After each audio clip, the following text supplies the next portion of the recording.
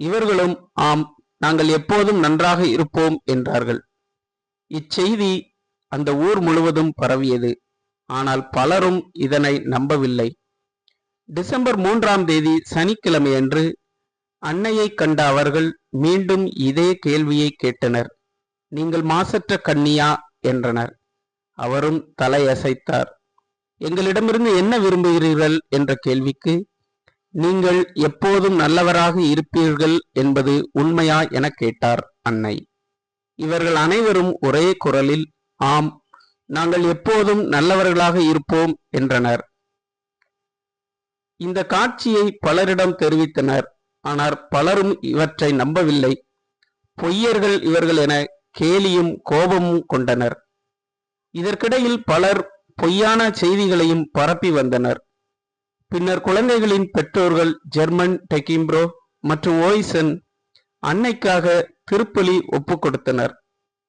December 28ஆம் தேதி புதன்கிழமையன்று அன்னை குழந்தைகளிடம் தான் காட்சியளிப்பதை சீக்கிரமே நிறுத்தி விடுவேன் என்றாள்.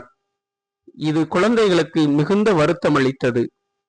டிசம்பர் 29ஆம் தேதி அன்று அன்னை இவர்களுக்கு தோன்றி தனது கைகளை திறந்து ஒரு பிரகாசமான தங்க இதயத்தை வெளிப்படுத்தினார்.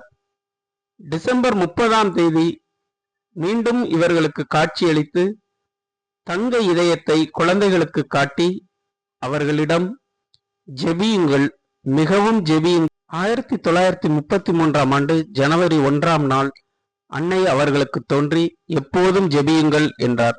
ஜனவரி 3ஆம் தேதிக்கு பிறகு என்னை பார்க்க முடியாது என்றும் கூறினார். ஜனவரி 3இல் பெரும் கூட்டம் கூடியது. முதலில் கில்பர்ட்டிடம், இது உனக்கும் எனக்கும் இடையான விஷயம், யாரிடமும் சொல்லாதே என கேட்டுக்கொண்டார் அன்னை. நான் பாவிகளை மாற்றுவேன். பின் குழந்தைகளுக்கு ரகசியத்தை சொல்லி விடைபெறு என்றாள். அன்னை ஆல்பர்ட்டிடம் ஒரு ரகசியத்தை சொல்லி விடைபெறு என்றாள். இறுதியாக ஆண்ட்ரியிடம், நான் கடவுளின் தாய், பரலோக ராணி, எப்போதும் ஜெபியுங்கள் என்று கூறி விடைபெறு என்றாள். பெர்னாண்டோ ஓய்சினுக்கு அன்னை தெரியவில்லை. அவள் மிகவும் அன்னையை வேண்டினார். திரும்ப வாருங்கள், என்னிடம் வந்து பேசுங்கள் என கெஞ்சி கேட்டுக்கொண்டாள். குழந்தைகளும் முழங்கால் படியிட்டு மன்றாடினார்கள். அப்போது அன்னை பெர்னாண்டோவிடம், நீ என் மகனை நேசிக்கிறாயா என கேட்டார். ஆமாம் என கூச்சலிட்டாள். நீ என்னை நேசிக்கிறாயா என்றாள். ஆமாம் எனச் சொன்னாள். அப்படியானால் எனக்காக உன்னையே தியாகம் செய். பின்பு அன்னை தங்க இதயத்தை காட்டி விடைபெறுகிறேன் என்றாள்.